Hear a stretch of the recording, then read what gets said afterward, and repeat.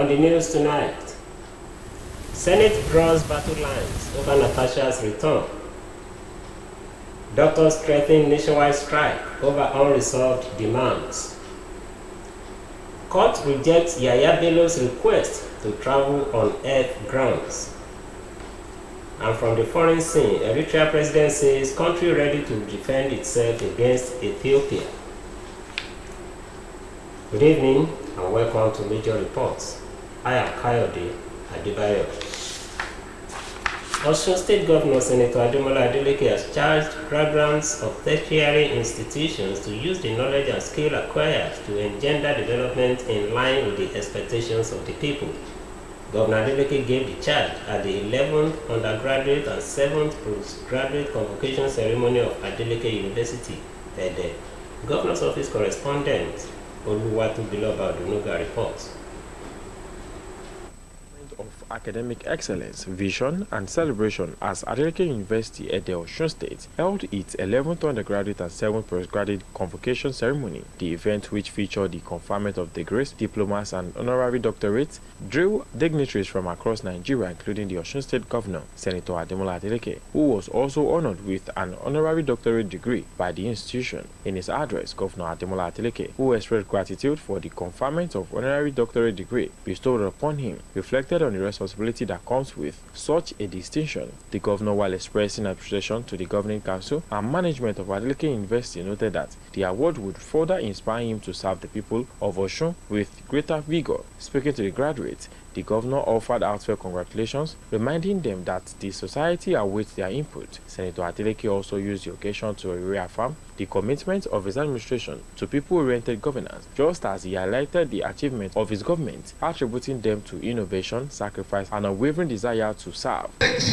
We sacrifice and we think out of the box to positively transform several sectors of our society.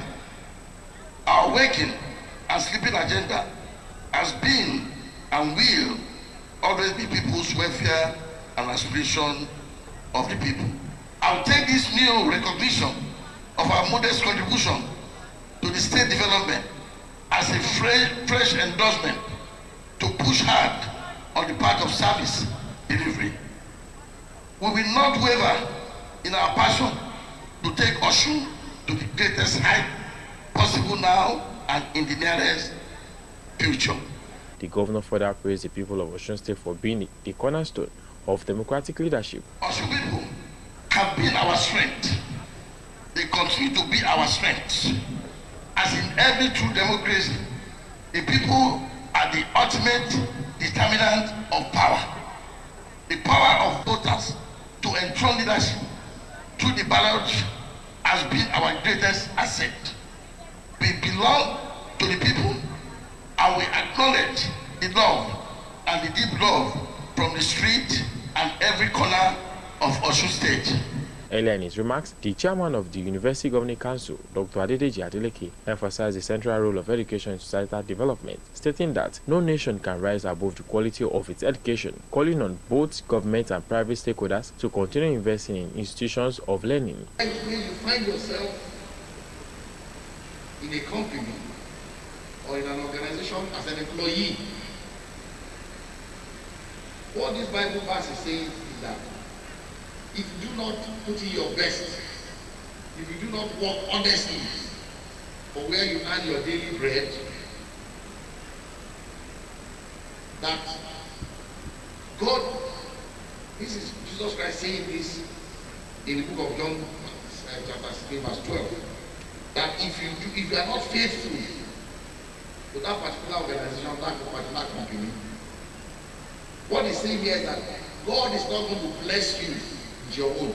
Also speaking in an interview, one of the graduating students of Masters of Law, who is the secretary to the Osun State government, Alhaji Teslim Igbalaye, charged Nigerian youth to embrace education with passion, dedication, and commitment. He noted that the challenges facing the country can only be surmounted when the next generation is well equipped academically and morally. I see is that it's not compulsory that you be a younger age or older age before you can go for education.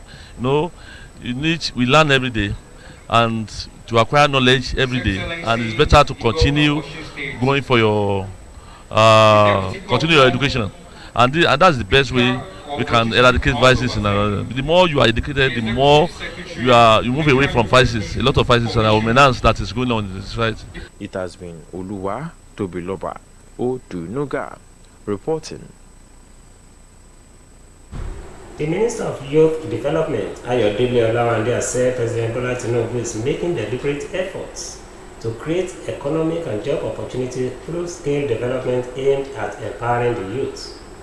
Speaking in Akure on the state, after receiving an award from the Deji of Akure, Oba Aladetoyinbo Aladelusi, as part of the monarch's 10th coronation anniversary, Olawande said the president is laying the foundation for a future where Nigerian youths are globally competitive and less eager to migrate in search of better opportunities. He noted that Tinubu's administration has launched various initiatives focused on vocational and technical training, entrepreneurship, and the creative industry to help young Nigerians acquire marketable skills and thrive in a competitive environment. He added that the Ministry of Youth Development is collaborating with agencies and parastatals to deliver training and development programs that will not only empower youth but also help stabilize the economy. He urged young Nigerians to take advantage of the opportunities being provided, stressing that the Tinubu administration is investing in the future and creating avenues for meaningful youth engagement across sectors like sports, agriculture, and entertainment. President Bola Tinubu has described the late Awujale of Ijebuland, Oba Sikiru Adetona, as an exemplary traditional ruler who brought great honor, dignity, and pride to the Yoruba race across the globe. President Tinubu disclosed this during the 8th-day Fidal prayers held for the repose of the traditional ruler at the Depo Dina International Stadium in Ijebu-Ode. He recounted the contributions and support of the late traditional ruler in his bid to become president in 2023, adding that Yoruba's rich history would have been incomplete if he had failed to win the election. The president also described the late monarch as a courageous Democrat and dependable ally who stood to be counted and supported the effort to reverse the annulment of the result of the June 12, 1993 presidential election believed to have been won by late MKO Abiola. Tinubu described Oba Adetona as a great leader of value, conscience, and tradition who played his part well and left at a very good age, challenging others to build on his legacy. Accompanied by his wife Oluremi, the chairman of Nigerian Governors Forum, and Kwara State Governor Abdurrahman Abdulrazak, and other governors from the southwest, Tinubu said history would not have been completed if he had failed in the last election. Speaking at the event, Ogun State Governor Mr. Dapo Abiodun hailed Oba Adetona as an irreplaceable monarch who redefined traditional institutional leadership in the country, as he described the gathering as the celebration of life of an exemplary royal father who lived life to the fullest. The Senate has warned the suspended lawmaker representing Kogi Central Senatorial District, Natasha Akpoti-Uduaghan, to desist from forcefully resuming her legislative duties tomorrow. The chairman of the Senate Committee on Media and Public Affairs, Yemi Adaramodu, gave the warning in a statement made available to newsmen, while insisting that no valid court order mandated her immediate recall. Adaramodu said the Senate remained committed to due process and the rule of law. The clarification followed media reports quoting the embattled lawmaker as saying she will return to the Senate allegedly based on the judgment by Justice Bintan Yako of the Federal High Court in Abuja. However, Adaramodu said the Senate had previously issued 2 public statements after the court ruling and the release of the certified true copy of the enrolled order, making it clear that no positive or mandatory directive was issued against the Senate regarding her recall. He said the court gave a non-binding advisory urging the Senate to consider amending its standing orders and reviewing the suspension, which it opined might be excessive. According to him, the court explicitly held that the Senate did not breach any law or constitutional provision in imposing the disciplinary measure based on the senator's misconduct during plenary. The Senate further noted that the same court found Akpoti-Uduaghan guilty of contempt and imposed penalties, including a 5 million naira fine payable to the federal government and a mandatory apology in 2 national newspapers on her Facebook page, which it noted had not been complied with. The Nigerian Union of Local Government Employees has raised the alarm over the continued delay in implementing the Supreme Court ruling that granted financial autonomy to local government councils in the country.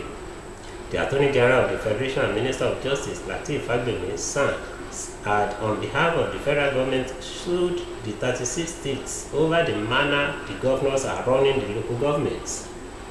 The AGF prayed the court for an order prohibiting the state governors from unilateral, arbitrary, and unlawful dissolution of the democratically elected local government executives. But exactly 1 year after the Supreme Court delivered its landmark judgment affirming full financial autonomy for the 774 local governments in Nigeria, the ruling remains unimplemented across the states, a development Nogel described as a deliberate affront to the grassroots development. Nogel's national president, Aliu Kankara, accused the state governors of orchestrating a deliberate scheme to undermine the landmark judgment, thereby stifling grassroots development and jeopardizing the welfare of local government workers.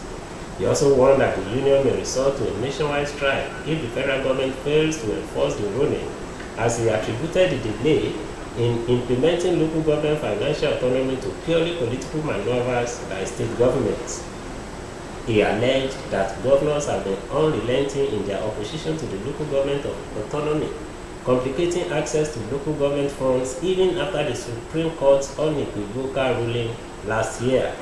He, however, revealed that the union will continue its advocacy campaigns while forging stronger alliances with civil society organizations, international agencies, and Nigerian Labour Congress to mount pressure on the federal government.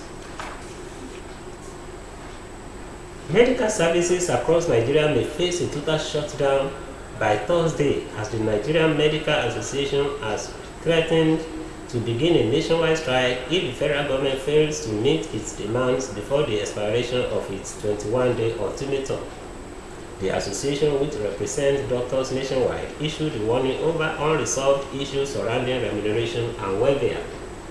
NMA President Professor Bala Audu stated that the association will be left with no option but to withdraw services if its demands are not met by Wednesday.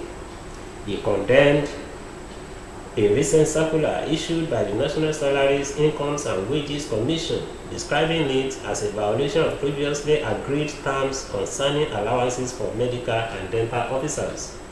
He emphasized that the unresolved issues are critical to the survival of the already strained healthcare system in Nigeria and require urgent government attention. Audu further disclosed that although the NMA has held meetings with senior government officials, including the Coordinating Minister of Health and Social Welfare, Professor Mohammed Pate, and the Minister of State for Health, Dr. Isaac Salako, no meaningful resolution has been reached. He warned that the